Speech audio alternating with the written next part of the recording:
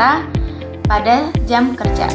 Suasananya ini lebih cenderung ke sepi, bukan sepi namun lebih ke hening ataupun tenang.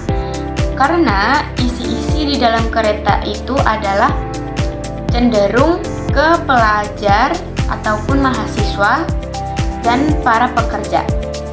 Aktivitas mereka di dalam kereta tersebut biasanya itu mendengarkan musik, tidur, ataupun cuma hanya duduk biasa. Tidak ada obrolan yang terdengar di dalam kereta tersebut. Ada namun jarang karena orang-orangnya itu lebih ke capek setelah aktivitas dan mungkin karena kelelahan itu mereka jadi lebih diam. Dan yang kedua di sini ada suasana di hari libur. Suasana di hari libur ini biasanya itu sangat ramai dan padat di dalam kereta tersebut. Isinya itu banyak seperti orang-orang pada liburan ataupun banyak rombongan keluarga, wisatawan yang sering ngobrol dan lebih ke asik ya. Banyak anak-anak juga, jadi dalam kereta itu pasti berisik dan banyak yang diobrolin. Yang ketiga ini adalah pada jam sibuk. Jam sibuk ini biasanya terletak pada sore hari ataupun pagi hari.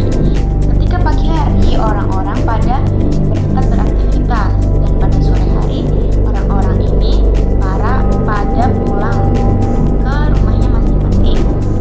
Ketika sore hari ataupun pagi hari ini biasanya diisi oleh para pelajar atau mahasiswa yang berangkat ke sekolah atau kampusnya dan para pekerja yang ingin berangkat kerja ke luar kota. Keunggulan komuter lain ataupun KRL tujuan Jogja Solo ataupun Solo Jogja ini. Yang pertama adalah murah. Dengan harga 8.000 kita bisa pulang pergi ke luar kota dan dengan jaraknya yang jauh ya, bukan jarak dekat Solo Jogja itu, dan terjangkau daripada kita harus naik transportasi umum seperti bis. Kita mungkin habis sekitar ratusan ribu ya.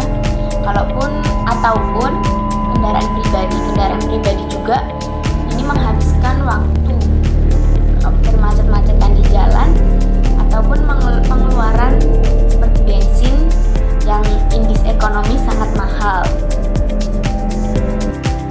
Yang kedua adalah cepat dan bebas macet.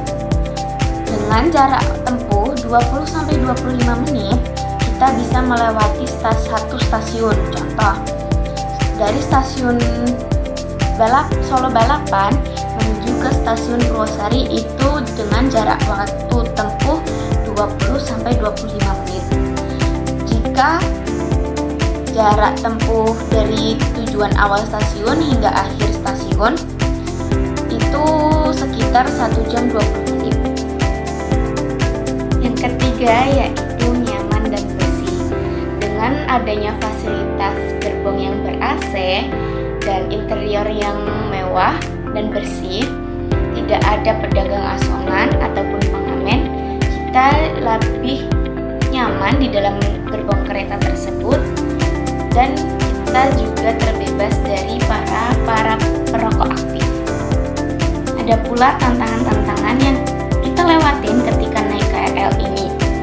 Yang pertama adalah lonjakan para penumpang di saat liburan ataupun weekend.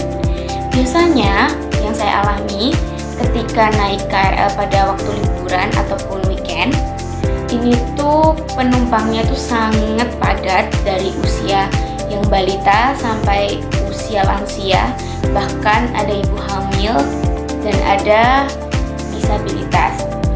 Di sini suasana yang sangat padat dan masih bisa terkontrol dengan adanya satpam di dalam KRL tersebut, dan para lansia dan balita ataupun ibu yang hamil ini dapat diprioritaskan oleh para penumpang yang masih muda. yang kedua yaitu kapasitas atau frekuensi yang masih terbatas.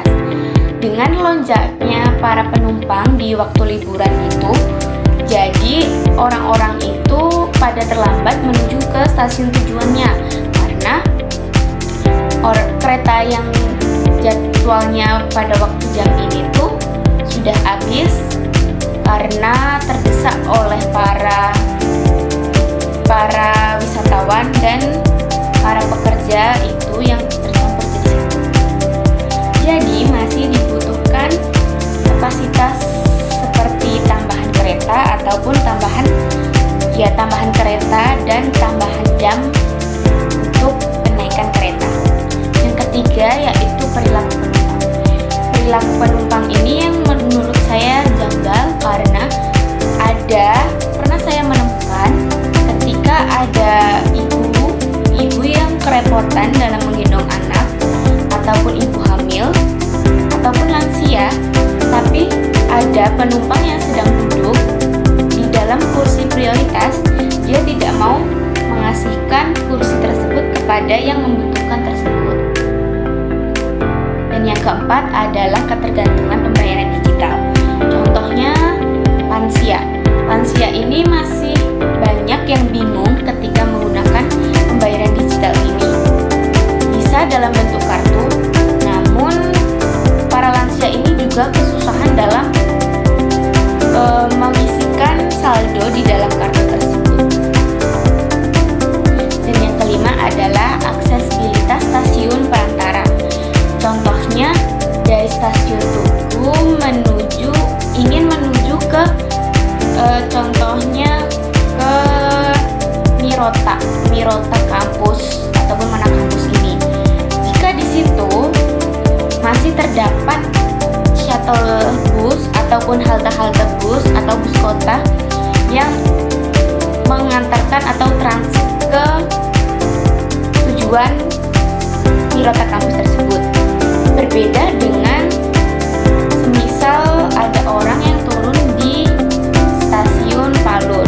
Ketika di stasiun Palur ini, mereka sangat kesusahan untuk menuju tujuan ke kota ataupun tujuan ke suatu tempat karena tidak ada bus ataupun angkutan lah. Karena angkutan di situ tuh sangat jarang, adanya tuh ojek online yang harus dipesan ketika online melalui via online. Yang keempat ada opini. Opininya adalah KRL Jogja Solo ataupun Solo Jogja ini berhasil menjadi solusi transportasi rel. Namun secara tidak sadar ini tuh memindahkan beban kemacetan di jalan raya.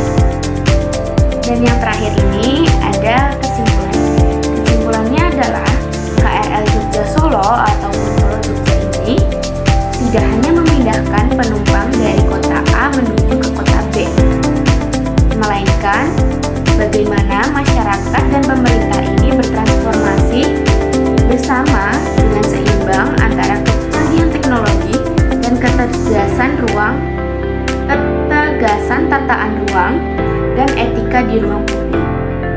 KRL Solo Jogja adalah simbol modernisasi yang berhasil mengubah wajah mobilitas antar kota, tetapi ia juga menjadi